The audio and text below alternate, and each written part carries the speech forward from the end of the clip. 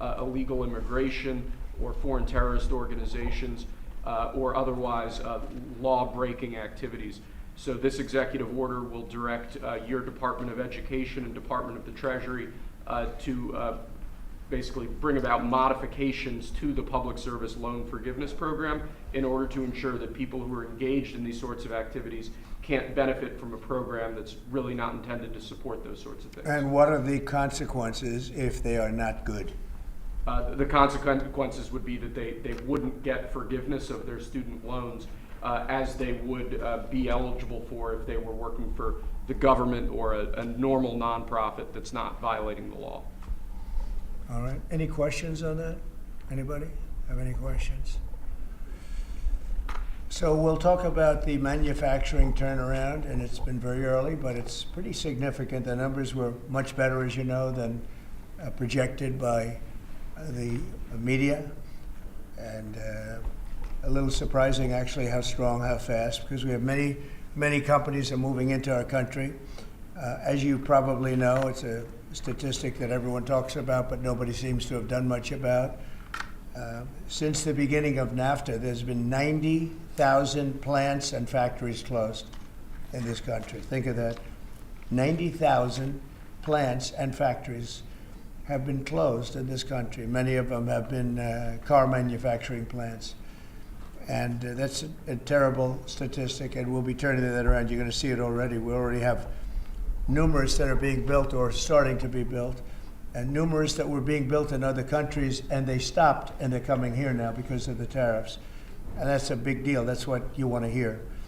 During the last year, the Biden administration saw a loss of more than 110,000 manufacturing jobs, or 9,000 manufacturing jobs every single month. It averaged about 9,000 a month, 110,000 manufacturing jobs. During the first full month in office, we've not only stopped that manufacturing collapse, but we've begun to rapidly reverse it and get major gains. We created 10,000 manufacturing jobs in February alone. That hasn't happened in a long time. And these aren't government jobs, which actually we cut. These are private sector manufacturing jobs. So we gained all of those jobs, 10,000 jobs, and we barely started yet. That's a very unusual number. People are surprised by it. I'm even a little surprised. On auto jobs, we created almost 9,000 new jobs in the auto production field.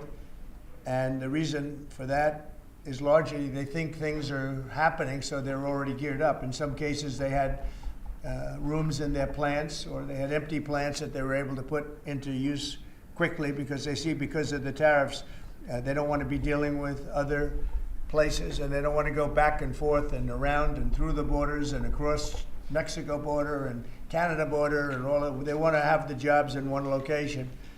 And they've had space, and if they had space, they were able to create the jobs almost immediately. In some cases, they'll be building plants to take care of those jobs. So we created 9,000 new jobs already in the auto production, auto parts manufacturing. So we want the auto parts ideally, and I think from a simplicity standpoint too, to be built and made in the United States. It's in a single month. That all took place in a single month, 9,000 new auto jobs. You haven't heard that in a long time. After auto workers lost more than 27,000 auto jobs in the final year of Biden. These are also high-paying jobs. These are very prime jobs.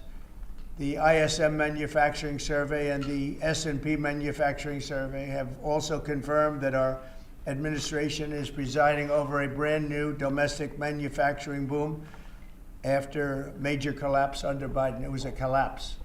All he did is keep adding new government jobs, which are not the jobs you want. We're trying to shrink government and grow the private sector. That's what we've been doing. Under the final 2 years of Biden, 1 in every 4 jobs created in America was a government job. That's a tremendous percentage.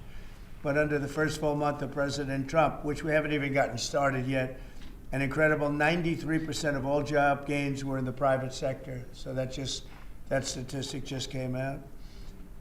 Big gains for native-born Americans, for the first time in 15 months, the job gains for native-born Americans, for American people, people born in America, exceeded job gains for migrant and foreign-born workers. This is the first time that's happened in more than 15 months. Employment for native-born workers went up by 284,000, while foreign-born workers went down by 87,000. Now, you've heard the same stat where foreign workers were taking up all the jobs or almost all the jobs. In some cases, literally all of the jobs.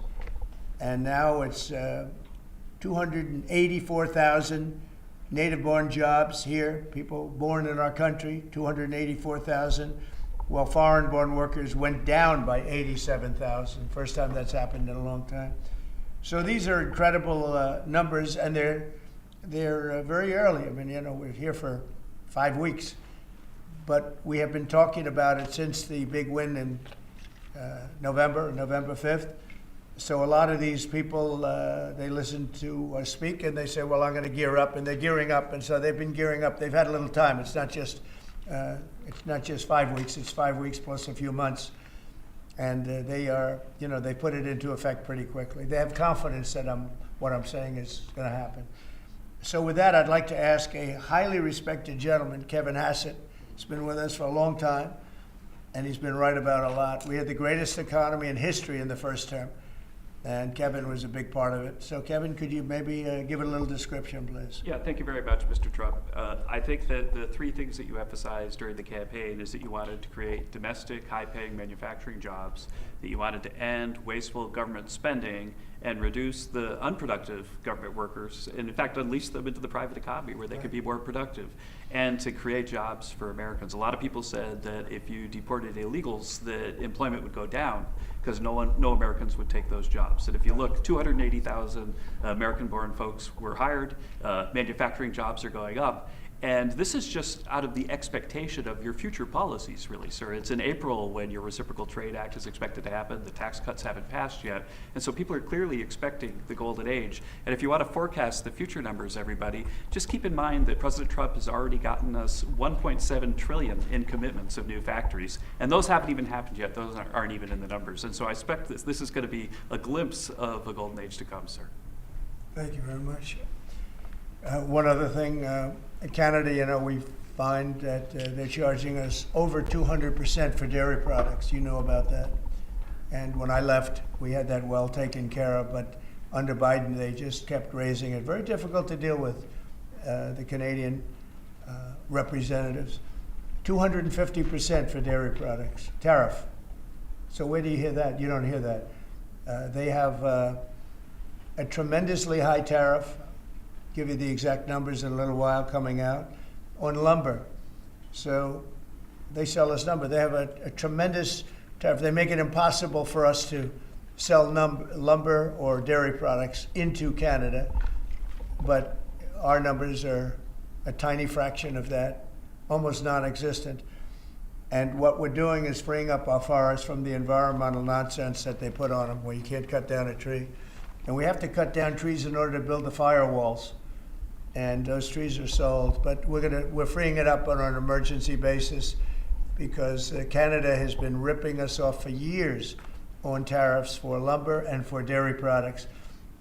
250%, nobody ever talks about that. 250% tariff, which is taking advantage of our farmers, so that's not gonna happen anymore. They'll be met with the exact same tariff unless they drop it.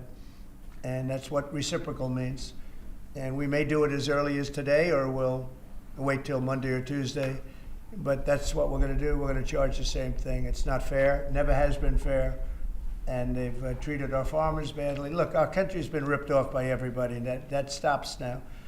I had it stopped in my first term, and we're going to really stop it now because this has been very unfair. Our country, from an economic standpoint, a financial standpoint, and a trade standpoint, has been absolutely ripped off by almost every country in the world. Canada, Mexico, and then you just go right down the line. India charges us massive tariffs, massive. You can't even sell anything into India. It's almost it's almost restrictive. It is restrictive. You know, we do very little business inside.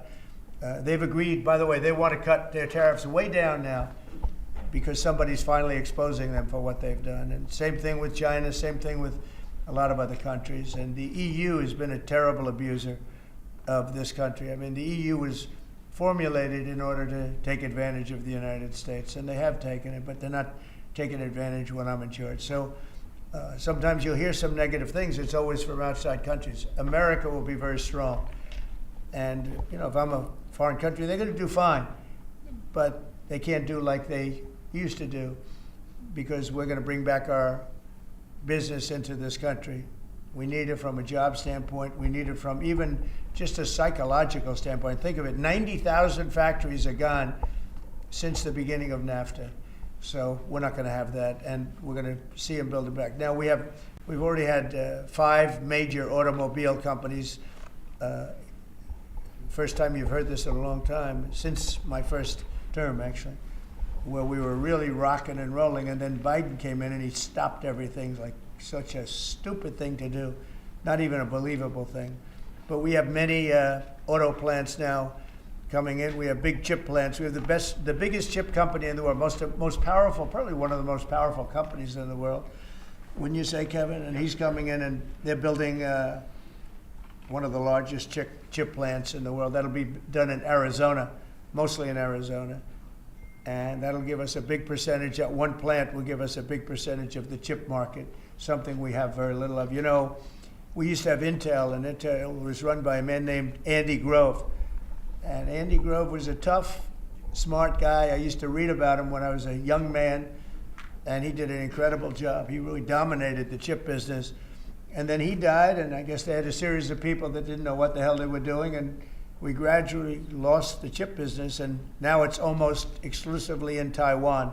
They stole it from us. They took it from us, and I don't blame them. I give them credit. I blame the people that were sitting in this seat because they allowed it to happen. We could have protected that so easily. But so we had the chip business, and now it's all in Taiwan, almost exclusive, a little bit in South Korea, but mostly in Taiwan. And it's very important. Everything you do, everything you touch is now about chips. The brake of a car, cars have chips all over the place. I was reading an article the other day where they talk about the brakes of a car are loaded up with chips. Who would think that a brake has a chip in it? But it's all about chips. So that was a big thing. And they'll be investing hundreds of billions of dollars in this country, and we'll be taking back a big, big portion of that industry. We have others coming in too. But a lot of car manufacturers are coming in, and they're coming in fast. And one of the reasons you see these numbers, and again, Kevin said it, and I said it a little bit, but the fact that they know I won the election, so after I was president-elect, they assumed that I was going to do what I said, because I do what I say. And so these numbers really reflect a lot of things that took place since November 5th, right? So, Kevin, thank you very much. Great job. Any questions? Mr. President, how concerned are you that the large-scale federal government layoffs will weaken the labor market? How concerned are you? The large-scale fentanyl what? The federal government layoffs will impact the labor market, will weaken the labor market. Oh. No, I think the labor market's going to be fantastic, but it's going to have high-paying manufacturing jobs as opposed to government jobs. We had too many people in government. You can't just do that. We had many, too many. This is for 40 years. You know, this isn't just now. This built up and got worse and worse, and they just hire more and more people. You look at Department of Education, it seems like so many buildings I ride by, it says Department of Education. They're all over the place. And we don't even want it. We want the education to be given by the states. It'll be much better. It'll move us to the top of the list from the bottom of the list, and actually save us money. But not, it's too important to even talk about them. It'll save us a lot of money, but we don't want that. We want education to be given. So you go to Iowa and Indiana and Idaho and all these places, they're so well run. They're going to be producing education that will be the equivalent of, like Denmark is one, Norway, Sweden. Actually, China is one of the better in terms of education, and so we can't blame size anymore. You know, China has 1.4 billion people, but they're very high on their list. The one thing we're doing well on, we're number one on the list, is cost per pupil. We spend more money than any other country in the world by far. So I jokingly say the one thing we do well on is the cost. We spend more money, and yet we're toward the bottom of the list. Yeah. Mr. President, I want to ask you, the joint address, millions of Americans watched your joint address earlier this week where you warned that there could be a little disturbance that Americans could feel as a function of these taxes, these tariffs. How much disturbance are you willing to accept in the near term as a function of that? And to set expectations, how long should Americans expect things to cost a bit more? Well, so far, Peter, there hasn't been very much because these numbers are coming out. We're here for just a little over 4 weeks. And these are fantastic numbers. I was watching some of the reports this morning. They were surprised. There could be some disturbance, a little bit of disturbance. I solved a little bit of that because I have respect for our auto companies, and I gave them a little bit of a 1-month reprieve because it was unfair, although I'm sure they'll take advantage of it. I see they're driving a lot of cars into the U.S. to try and avoid the tariffs, and they're taking advantage of it a little bit. But they called me, they asked me, they said, could they have a little bit of help? And I decided, they're American companies, USMCA, and I let them have that. But this really kicks in, the reciprocals, kicks in on, let's see, I guess the 2nd. And I wanted it to be the 1st so badly. It just didn't want to be on April Fool's Day. So I made it the 2nd. That's going to cost a lot of money. That one day is going to cost a lot of money, but that's okay. But I don't see it. I don't see anything. I see good reports. I think we're going to have good numbers from the beginning. Now, globalists won't love this because this brings jobs back to America. So if they're coming back to America, maybe you'll lose some in other parts of the world. But the other parts of the world have done very well, and they'll continue to do very well. But I think the United States is going to be doing record business. We'll bring a lot of those 90,000 factories that have been lost over the last number of years. It's been, it's hard to believe. 90,000, think of what 90,000 is. 90,000 plants and factories are gone. We're going to bring back many of those plants and factories. One day the tariffs are on, the next day they're off. Right now the markets, as you know well, prefer stability. Are you done going forward with the pauses and the carve-outs? Is that it for those? There'll always be changes and adjustments, and you can't just, I could have, for instance, told the American car companies, no, I'm not going to give you anything, and then you wouldn't have had to say, well, they're getting a little extra. It's just a little bit of a 1-month reprieve. They're very happy about what's happening. They won't have to go across borders, and you see the zigzag, and you have a fender made in Canada, you have something else made in Mexico. We don't want that. We want it made here. But there'll always be some modifications. I mean, if you have a wall in front of you, sometimes you have to go around the wall instead of through it. But I think very little. I think very little. On occasion, if we can do something, we want to help companies. We want to help companies create jobs. So I could have left that, and you wouldn't have had a minor change. Instead, I was asked by the real majors, the big majors, if they could do this, and I said, yeah, I'll do it. I want you to produce a lot of jobs. And numerous of the people, actually all of the people I spoke to have already been, they're very much on the way to already doing it. That's why you have auto jobs increase. And the man, I don't know him, Sean Fain, I don't know him, and I did great, as you know, with the auto workers, with the Teamsters, with unions, I did fantastically well. Best numbers ever by a Republican. And I have a lot of respect for those people. But Sean Fain, who I don't know, but wasn't a supporter, although the auto workers were big supporters. I watched him last night, and he said Donald Trump is absolutely right on tariffs. He said what he's doing on tariffs is an incredible thing, and it's about time somebody had the guts to do it, because we're going to save auto manufacturing. And I said to people when I was campaigning, you're going to have so many auto jobs, you're not going to believe what's going to happen. We're going to load up Michigan. I won the state of Michigan, as you know. And part of the reason I won it was I got a lot of auto workers that voted for me, Detroit, etc. But I think people are going to be very surprised. Yes? Thank you, Mr. President. You mentioned in your remarks chips manufacturing, how a significant percentage is now in Taiwan. You also mentioned it in your address to Congress, and you called on Congress to overturn the CHIPS Act, which had bipartisan support in the last Congress. Why would you like to see this particular law overturned, Mr. President? Because it's hundreds of billions of dollars, and it's just a waste of money. Now, some people have already taken the money and used it. Actually, it's very hard to qualify because they go by race, they go by gender, they go by all sorts of things. Nobody's ever seen anything like it. You won't be able to find those people. So I don't even think anybody can qualify. They have so many different categories in order to qualify. You have to have so many of a certain race, a certain gender, a certain this, a certain, and I don't think they can qualify, but if they take the money, they better qualify because they'll be watching them. But it's a tremendous waste of money. I didn't give the greatest chip company in the world, one of the greatest companies, I didn't give them 10 cents. They came here because of tariffs, because they didn't want to pay the tariffs. And they also came here because they like the results of the election, because they know that I'm very pro-business and pro-jobs. I mean, I'm pro-business, not for business sake. I'm pro-business because of jobs, because business is producing the jobs. Okay? Mr. President, President, on Russia, if I may, President Putin is bombing Ukraine. Yeah. Do you still believe him when he tells you that he wants peace? You know, I believe him. I believe him. I think we're doing very well with Russia. But right now they're bombing the hell out of Ukraine, and I'm finding it more difficult, frankly, to deal with Ukraine. And they don't have the cards. They don't have the cards.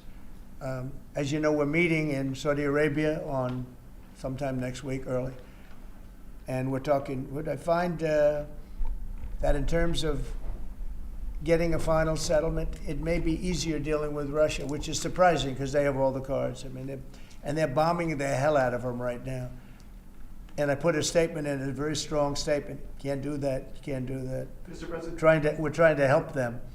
And Ukraine has to get on the ball and get a job done. Michael, could you come up here? I see Michael back there. Good, I'm glad. He's traveling all over the world. I just saw him come in the door. Yeah, Could you give a little definition of what's going on, please? Sure. Well, the president has been crystal clear, and he's been clear to all sides. The fighting has to stop. Both sides need to get to the table. We had a good engagement. Both leaders have said only President Trump could do so, and only he has been able to do so. We had an initial engagement with the Russians. The Ukrainians had a great opportunity to bind our economies together through that mineral deal. Unfortunately, that didn't go so well, but we think we're going to get things back on track. Secretary Rubio, myself, and the Ukrainian delegation will be meeting in Saudi Arabia next week to get these talks back on track, get a ceasefire in place, and drive peace home under President Trump's leadership. You put out I think both parties want to settle. I think if I wasn't president, this war would have had no chance of settlement, zero chance. But I think we're going to get it settled and stopped. We got to stop. They're losing on average 2,000 soldiers a week. That's a lot of soldiers. Do you agree, Peter? It's a lot of soldiers on both sides, I agree. Do you, Mr. President, think that Vladimir Putin is taking advantage of the U.S. pause right now on intelligence and military aid to Ukraine? No, I actually think he's doing what anybody else would do. I think he wants to get it stopped and settled, and I think he's hitting them harder than he's been hitting them. And I think probably anybody in that position would be doing that right now. He wants to get it ended, and I think Ukraine wants to get it ended, but I don't see, it's crazy. They're taking tremendous punishment. I don't quite get it, but I suspect, Michael, he probably wants to get it ended. He does, Mr. President. The Russians are taking incredible losses on the front. As the president has They both said, are. this is a meat grinder of people, of material, of national treasure, and no one else has any solutions except to let this war continue forever. But I'll add, the president has had multiple conversations and a visit from President Macron of France, Prime Minister Starmer of the United Kingdom. We have the NATO Secretary General coming next week. We have this meeting with the Ukrainians. We've had it with the Russians. All of this in the president's first month in his leadership. We will engage in the shuttle diplomacy, and we will continue to use his leadership and what leverage we have to get both sides of the peace table. It's not going to be easy, but President Trump. This war should have never happened. It would have never happened if I were president, but it did happen. So a lot of other things shouldn't have happened too. We shouldn't have 21 million people pouring into our country through open borders, many of whom are criminals, very bad criminals, including murderers, thousands of murderers. Many killed, far more than one person, and they're roaming our streets. But Tom Homan and Kristi Noem are doing an incredible job, and we're getting them out of here. and we'll get them out. We'll get them all out.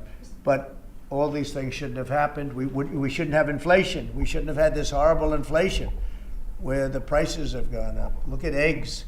So we're doing a good job. We're doing a good Mr. job. President, in regards to the pause on military assistance to Ukraine, you put out on your social media post today that Russia is pounding Ukraine. That's right. Why not provide Ukraine with air defenses? And what happens, Mr. President, when Ukraine runs out of Well, the because Patriot missile batteries? good question. Because I have to know that they want to settle. I don't know that they want to settle. If they don't want to settle, we're out of there because we want them to settle. And I'm doing it to stop death, more important than anything else. Secondarily, way down the line is the money. So we're in for $350 billion, and Europe is in for $100 billion. They should be in for the same or more than us. And, you know, I watched over the last week or so what's going on in Europe. This thing could end up in World War III if we don't get it settled. This could really end up in a World War III. We got to get it settled. So on Iran, how confident are you that the Iranians will negotiate with you? And is Israel on board with this outrage? Yeah, I saw the hostages the other day. They came in, people that were not young, some young and some older, much older. And they gave, it was hard for them to do it actually. They gave statements as to what happened. I was asking, what happened? How was it? I said, did you see anybody in there that was kind, like out of the hundreds of people that you were seeing, Hamas? Did some of them wink at you and say, don't worry, you're going to be okay, or give you a piece of bread, or no? I said, were there any people that were like kind? I was shocked. The answer was nobody. There was nobody. Just the opposite. They'd be slapped and punched. One man broke his ribs. He couldn't breathe for a month. It was brutal. I was so surprised. Could you think there'd be a couple of people that would be kind, that would say, you're going to be okay? But they had none of that. It's pretty amazing. Brian? Thank you, President. He's a kind person. Well, according to Although I'm not to Zelensky, he wasn't. Well, you know what, that's another But to Trump, he's conversation. been good. Yeah. Go ahead, Brian. Nice tie, by the way. Thank you. Thank you. I like yours too. Two questions. One on peace. Why don't you think any other European countries are offering a peace deal? It seems like no one's come to the table for peace except for you. Yeah. It's a very good question. Sometimes questions aren't answerable. They're in a very unusual position. They don't know how to end the war. I think I do know how to end the war. Despite the Russia hoax, I've always had a good relationship with Putin. And, you know, he wants to end the war. He wants to end it. And I think he's going to be more generous than he has to be. And that's pretty good. That means a lot of good things. Because frankly, you could have made a great deal if this war never started, you could have made a great deal. I don't know that anything would have had to be given up. This was not a war that was going to start, Brian. And it didn't start. For 4 years, somebody said, well, how do we know that? Well, for 4 years, it didn't start. I used to speak to Vladimir about it. I used to speak to him about it at length. It was the apple of his eye, but there was no way he was going in. And he knew, there were going to be consequences. But it did start. I mean, think of what happened. Inflation, you have the war with Ukraine and Russia, that wouldn't have happened. October 7th would have never happened. Israel, they had no money. Iran had no money. Iran was stone cold broke, and now they have a lot of money. And that's going to be the next thing you'll be talking about is Iran. What's going to happen with Iran? And there'll be some interesting days ahead. That's all I can tell you. We're down to final strokes with Iran. That's going to be an interesting time. And we'll see what happens. But we're down to the final moments. We're at final moments. You can't let them have a nuclear weapon. I think that I would have had a deal within 1 month after the rigged election of 2020. They were all set to make a deal. And then when I lost, they saw this person who's a stupid person, very stupid person. And they said, let's not make a deal. And they were right. He took the sanctions off. They became rich under Biden. They went from having no money to having $300 billion. all in a short period. It's oil. Oil builds up fast. It's a nice living if you have a nice oil well. And they do. They have a lot of nice oil wells, right? So anyway, so it's going to be a big thing.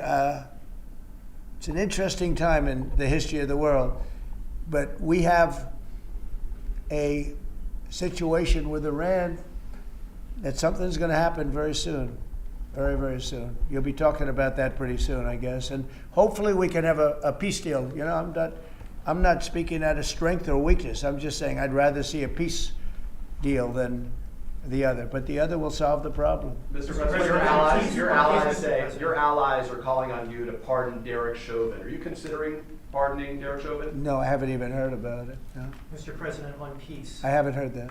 In the first term, you may recall, I broke the news that you were nominated for the Nobel Peace Prize.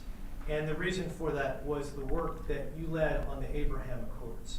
I spoke yesterday with the member of parliament, the Norwegian parliament, that nominated you. And he said what the Nobel Committee is looking for from you, Mr. President, is security guarantees for Ukraine.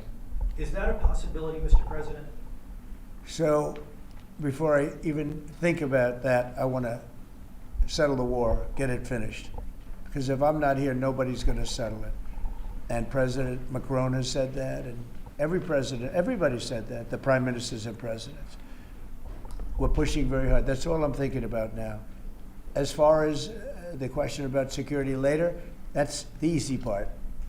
The hard part is getting it settled. We got to get them. We're losing 2,000 human beings every week. More than that, actually. 2,000 nice, young, although they're getting older because they're drafting much older now. In the case of one country, much older, because a lot of the young people have been killed. It's very sad, and I'd like to see if I could stop that. And I'd like to also see if we could stop making these massive payments from the United States. I mean, Biden gave away money like it was water, with no anything, got nothing for it. Europe did it in the form of a loan. They get their money back, we don't. So that's how we came up with the rare earth deal. But we started, behind the 8 ball. He could have gone to Europe. He could have said, "Come on, you got to put up money with us. You got to put up money with us." But he never did that. They just kept handing money out because he was grossly incompetent. All right, thank you very much, everybody. Thank you. Thank you very much.